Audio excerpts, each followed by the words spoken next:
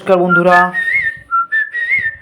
দেখো গতকাল এই ড্রয়িংটা আমি করেছিলাম, এটা পোস্ট করেছিলাম কিন্তু ভিডিওটা দেওয়া হয়নি, সময় পাইনি।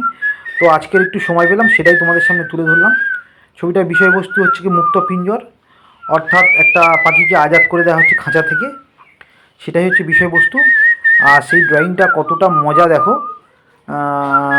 আর সত্যিই তোমাদের যদি মজা লেগে থাকে তো তোমরা একটু শেয়ার করে দিও, আর তাহলে আমার একটু বেশি ভালো লাগবে। আর তার সঙ্গে লাইকটাও করো। আর দেখো ছবিটা কীভাবে ড্রয়িংটা করছি, লেআউট ফেআউট কিছু করিনি, আমি খাতার উপর হালকা জাস্ট একটু করে নিয়েছিলাম, ওটাই লেআউট আর ওটাই ফাইনাল। তো সেটা আমি ডিপ করে তোমাদের সামনে তুলে ধরলাম।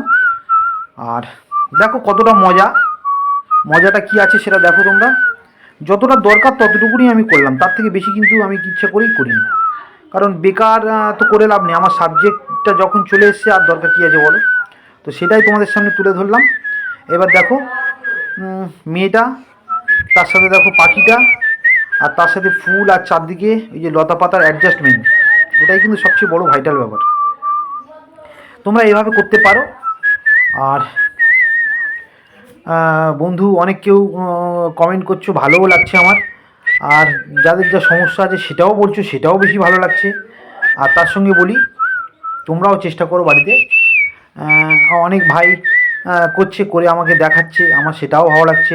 যেখানে সমস্যা হচ্ছে সেটাও তারা জিজ্ঞাসা করছে, সেটাও তাদেরকে বলে দিচ্ছি। আর